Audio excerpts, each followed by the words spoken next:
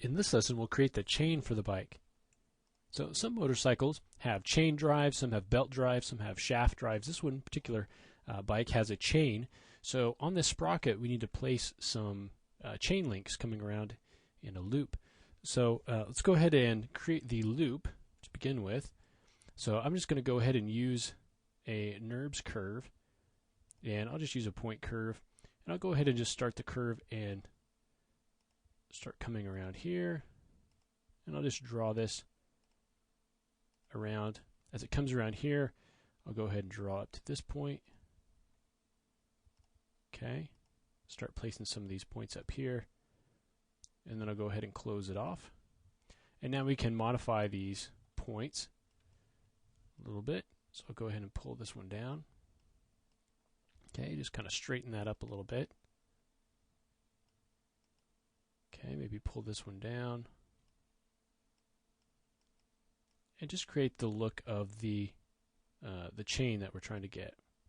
Okay, so down here, I want it to be a little bit tighter as it comes around. So we'll go ahead and just pull that up. And then this point we can maybe pull down a little bit. Anyway, so you can kind of get the idea. Something like that is fine. Okay. So once we have our curve, let's go ahead and place this kind of around our sprocket. Okay, and now we need to just create some geometry that we can copy across this curve. So we're thinking of the links. Okay, so I'm going to go ahead and start by just creating a cylinder.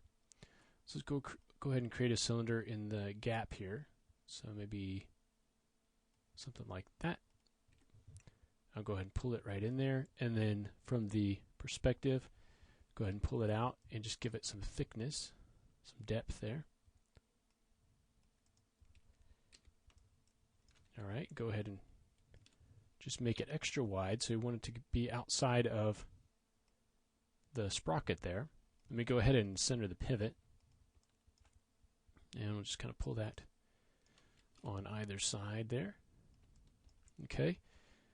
And I want to add some divisions here. So let's go ahead and go into the parameters here and go ahead and dial up the height segments. Okay. And so let's go ahead and now take these lines. I'll convert this to an editable poly. Go ahead and take this edge, select the loop, pull that out a little bit. Go ahead and select this loop and pull that out a little bit. Okay, now I'm going to take all of these polygons and let's go ahead and extrude those by normal, and let's extrude them in. Okay, so we'll end up with something kind of like that. Say OK to that. Let's go ahead and select these polygons on the outside. Okay, and we'll do the same thing over on the other side of this guy.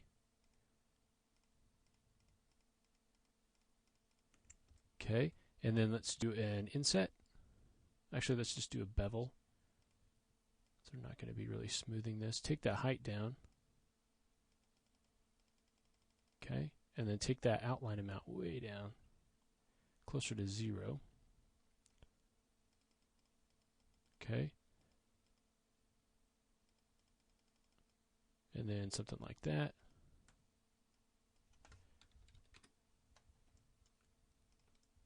Okay, so you end up with something similar to that.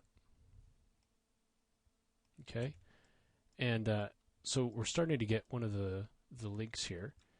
So let's go ahead and copy one of these just temporarily.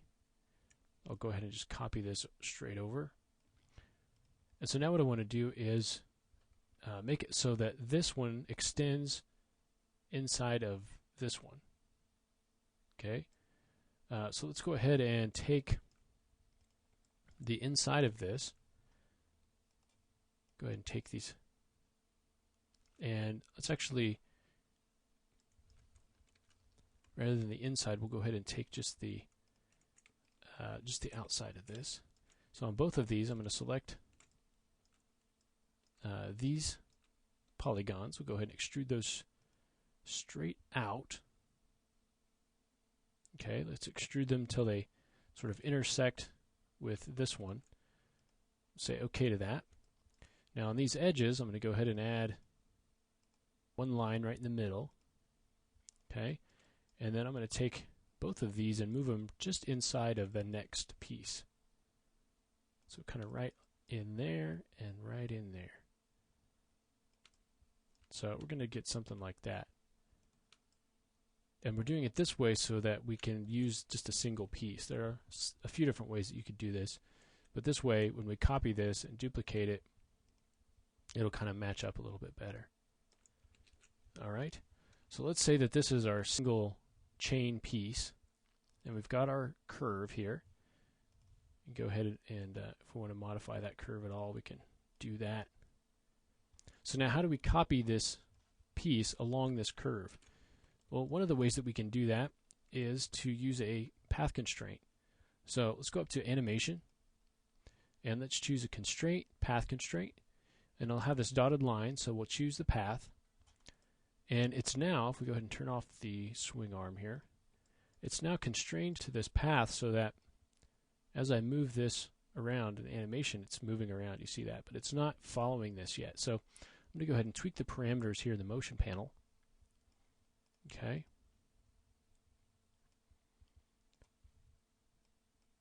So you can see that % along path is showing up right here. Okay. So that's showing us how far along it is, and it matches up with the frame number because it's the frames that we have are 1 to 100. Okay. So I want to go ahead and make it follow. It turns it, but I want it to follow in the Y. So now when it goes around, you can see it actually turns around. Okay. All right, so now that it does that, we can go ahead and create the copies. Okay, so to create the copies, we want to do a snapshot. So you'll have to play with some of the settings to get something that looks right. But what you essentially want to do is go to Range, and we're going to go from 0 to 100 because that takes us all the way around to back where we started. And then you can play with the number of copies. I'm going to go and choose Instance, and we'll make 80 copies. And essentially, you just want it to look like they're connected, okay? And they might not match up exactly on the sprocket, so you can play with some of the settings until you get that looking the way that you want to. So in this case, I made these all instances. You could also make them meshes, references, or copies, okay? So these are all instanced. And then if I turn that off, you can see that that's our chain. All right, so that's one way to quickly create geometry and copy it along a curve is to use a path constraint and then snapshot. Okay, so we're almost finished. Let's go ahead in the next lesson and just tackle some of the things and add some of the things that we haven't got to yet. So just some of the pieces that are missing, that some of the larger pieces that we can add to make this bike look a little bit more finished. And then we'll move on to adding some of the pegs and shifter and things like that to finish up, and then we'll look at doing some renders. So we're almost finished. Let's go ahead and continue on in the next lesson.